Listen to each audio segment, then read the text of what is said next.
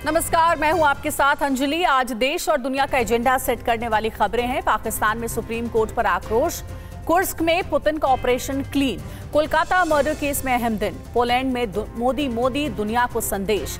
Agenda full and final में सबसे पहले चलते हैं पाकिस्तान से खबर है, रेड जोन में तब्दील हुआ इस्लामाबाद। लाहौर इस्लामाबाद मोटरवे को किया गया है सील। ये जानकारी मिल रही है। प्रदर्शनकारियों को रोकने के लिए हाईवे को सील कर दिया गया है। बड़े बड़े कंटेनर से पूरे रास्ते को बंद कर दिया गया है, ब्लॉक कर दिया गया है। ये देखिए, ये जो आप तस्वीरें देख रहे हैं, दरअसल प्रदर्शनकारियों को रोकने के लिए पूरा हाईवे सील कर दिया गया है। बड़े बड़े कंटेनर्स लगा दिए गए हैं ताकि इस हाईवे को क्रॉस ना कर सके प्रदर्शनकारी।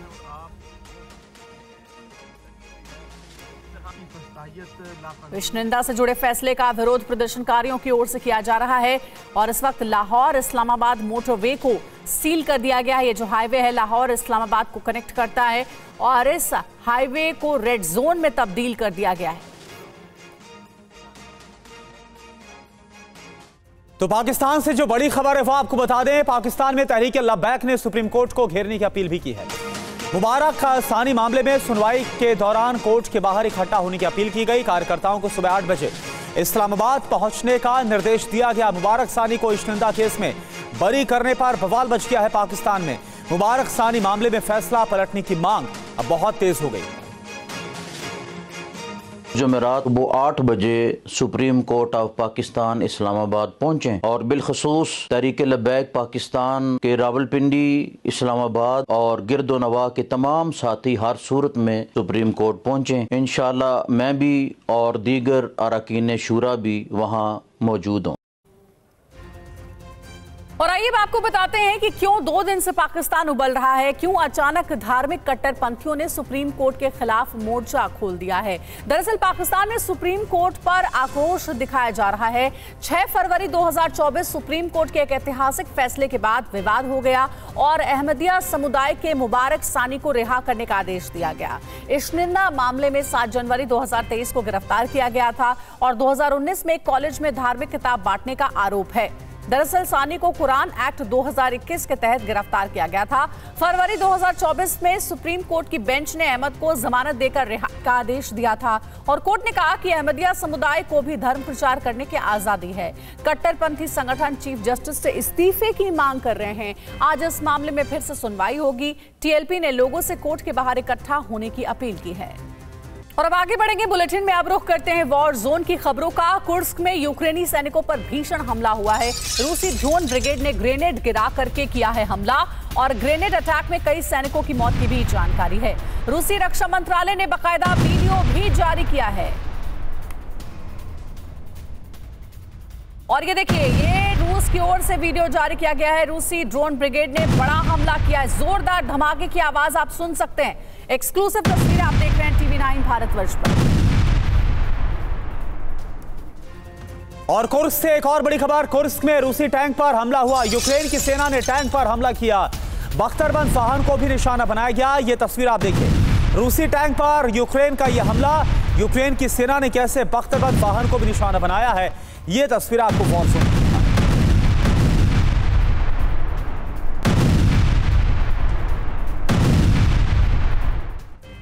और वही कुर्स्क सहित बेलगोरोड पर यूक्रेनी हमले जारी हैं। बेलगोरोड पर यूक्रेन ने बरसाए हैं 40 ड्रोन। बेलगोरोड के 11 कस्बों पर यूक्रेनी हमला हुआ है।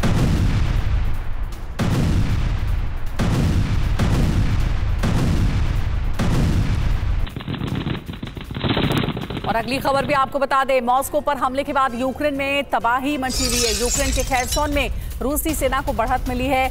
लेंसेट ड्रोन से भीषण तबाही। भीषण हमले में 12 यूक्रेनी होवित्जर तबाह हो गए। रूसी सेना ने ड्रोन से किया है अटैक।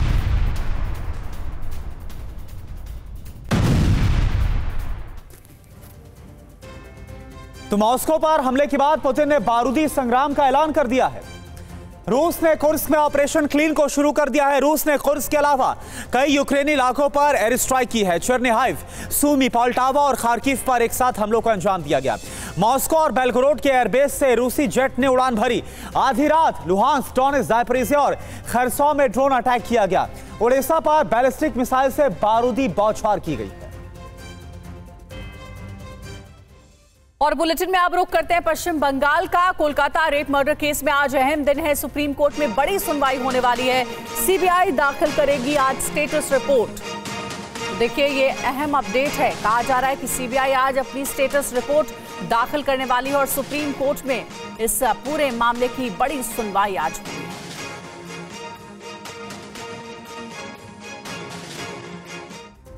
तो आखिर बीते 7 दिन में सीबीआई की तरफ से क्या तफ्तीश की गई, क्या निकल कर आया, इसकी स्टेटस रिपोर्ट सीबीआई की तरफ से दाखिल की जाएगी। क्या क्या हो सकता है आप यहां पर देखें, कितने किरदारों के बयान दर्ज हुए, यह क्लियर हो जाएगा।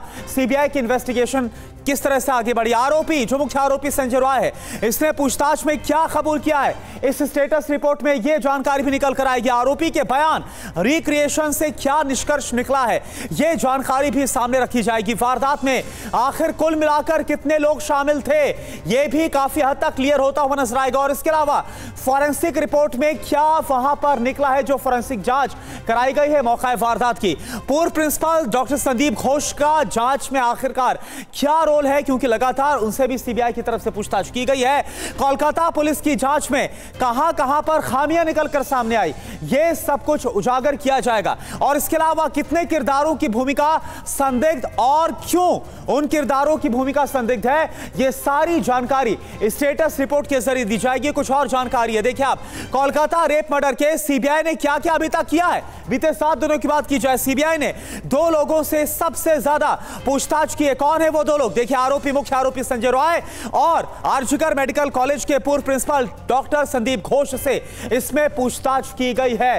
तो 2 किरदार है जिनसे सबसे ज्यादा पूछताछ की गई है। पूर्व प्रिंसिपल संदीप घोष की भूमिका की जो जांच है वो लगातार सीबीआई की तरफ से की जा रही है। सबूतों के साथ छेड़छाड़ के एंगल से संदीप घोष से जो पूछताछ है वो की जा रही है। फोरेंसिक जांच करके सबूत इकट्ठा करने की जो कोशिश है वो भी सीबीआई की तरफ से की गई है। और इसके अलावा और क्या जानकारी इन्वेस्टिगेशन को लेकर, आरोपी संजय रॉय का साइकोलॉजिकल टेस्ट भी किया गया ताकि उसकी मनोदिशा के बारे में पता चले, आखिर उसके बयान कितने क्रेडिबल हैं, यह क्लियर किया जा सके।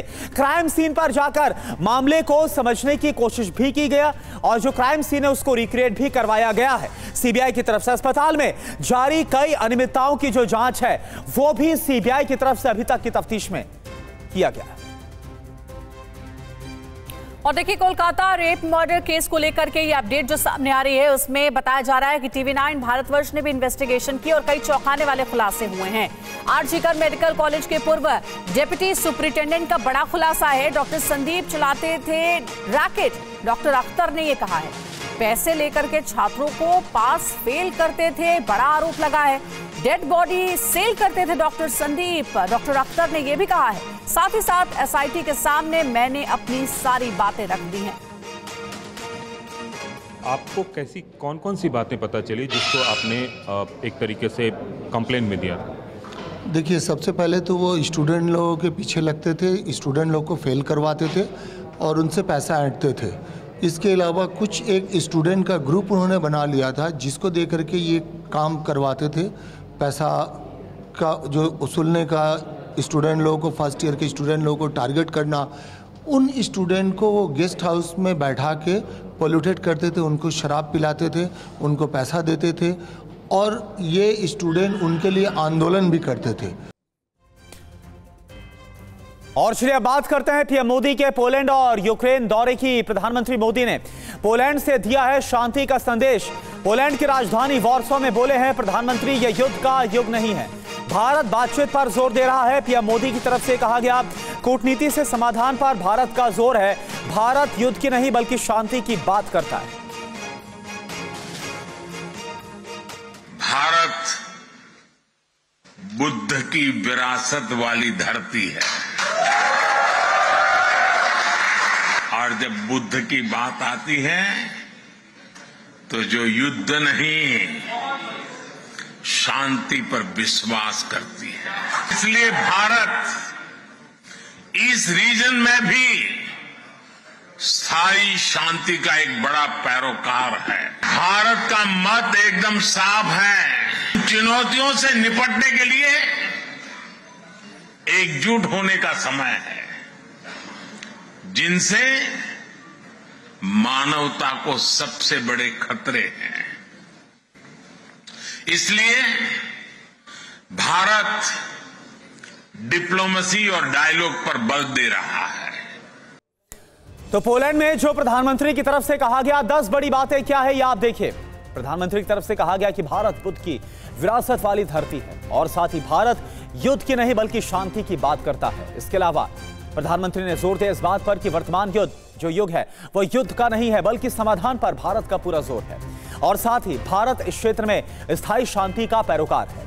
मेरे तीसरे टर्म में भारत तीसरी सबसे बड़ी अर्थव्यवस्था बनेगा, यह बात भी रखी गई और साथ ही प्रधानमंत्री ने कहा कि भारत 2047 तक विकसित राष्ट्र बनेगा। और इसके अलावा प्रधानमंत्री ने 10 साल में गरीबों के लिए 10 मिलियन पक्के घर बनाए हैं, इस बात को भी सामने रखा है। भारत ने एक दशक में 3 नए पोलैंड बसाए। पोलैंड के साथ सोशल सिक्योरिटी एग्रीमेंट का जिक्र भी किया गया। भारत में 25 करोड़ लोग गरीबी से बाहर आए।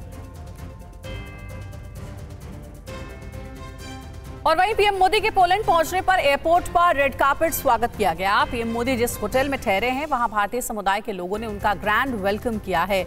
इस दौरान डांडिया नृत्य का भी आयोजन किया गया। पीएम मोदी ने कलाकारों के साथ तस्वीर भी खिंचवाई। प्रधानमंत्री नरेंद्र मोदी ने पोलैंड के वॉर्सो में कोल्हापुर स्मारक पर पुष्पांजलि अर्पित की। पीएम मोदी ने मॉन्टे कैसीनो स्मारक का भी दौरा किया है। तो भारत और पोलैंड में 10 साल में 192% व्यापार बढ़ा है। दोनों देशों के व्यापारिक संबंधों पर अगर नजर डालें तो यह अहम जानकारियां आती है। 2023 की बात करें, दोनों देशों में 48,000 करोड़ का व्यापार हुआ। 2023 में भारत ने 33,146 करोड़ रुपए का निर्यात किया यानी कि एक्सपोर्ट किया और 2023 में ही भारत ने पोलैंड से 14,770 करोड़ रुपए का आयात यानी कि इंपोर्ट किया। इधर भारत का पोलैंड में $3 बिलियन से ज्यादा का निवेश भी है। पोलैंड में आईटी बीपीओ की कई बड़ी भारतीय कंपनियां स्थापित हैं। भारत पोलैंड से हेलीकॉप्टर के साथ T-72 टैंक्स भी खरीदता है। ऊर्जा खनन संचार क्षेत्र में दोनों देशों के बीच व्यापार काफी गहरा है। और वहीं पोलैंड के बाद यूक्रेन जाएंगे पीएम मोदी। 23 अगस्त को यूक्रेन पहुंचेंगे पीएम मोदी। ट्रेन से कीव जाएंगे प्रधानमंत्री मोदी। पीएम मोदी के दौरे पर दुनिया भर की नजर है। युद्ध के बीच पीएम मोदी का दौरा बेहद अहम है।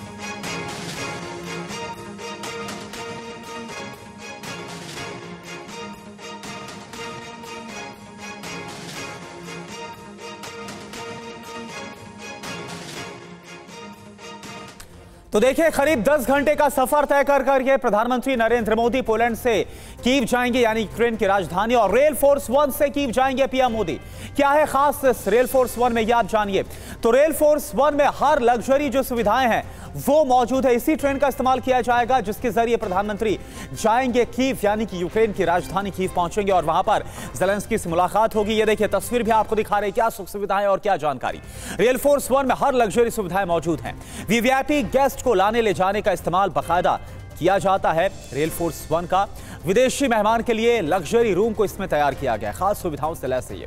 गेस्ट के लिए अलग से एक डाइनिंग रूम भी है इसमें। ट्रेन पूरी तरह से बुलेट प्रूफ है, सुरक्षा का पूरा ख्याल रखा गया है।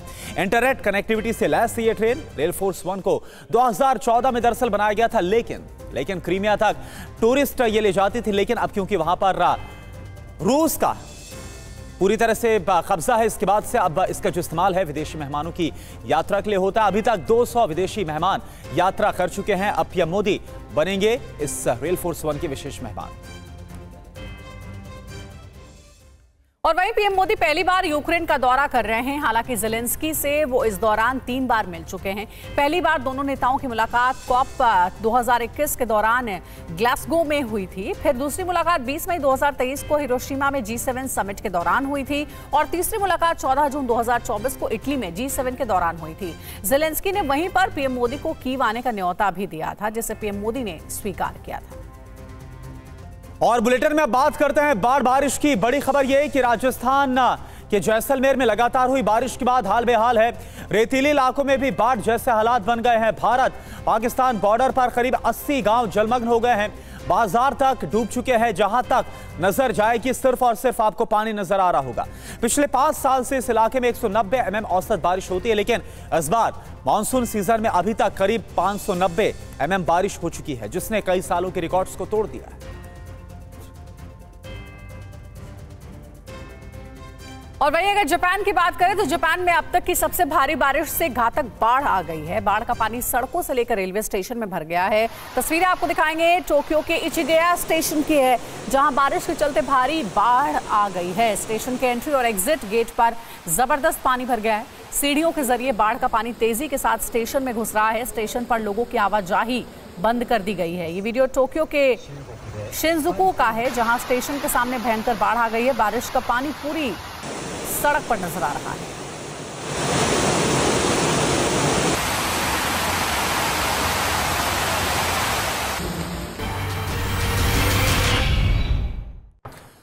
देखिए, बड़ी खबर आंध्र प्रदेश से है। आंध्र प्रदेश के अनकापल्ली में दवा कंपनी में ब्लास्ट हो गया, धमाका हुआ।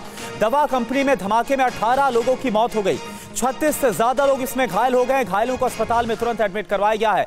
ये देखिए तस्वीर इस वक्त हम आपको दिखा रहे हैं, किस तरह से बड़ा हादसा हुआ है। दवा कंपनी में ब्लास्ट हुआ और इस ब्लास्ट में 18 लोगों की मौत हो गई, 36 से ज्यादा लोग घायल हो गए हैं। और इसके बाद, इस ब्लास्ट के बाद इस दवा कंपनी में, फार्मा कंपनी में आग भी लग गई, जिसके बाद कड़ी मशक्कत के बाद इस आग पर काबू भी पाया गया।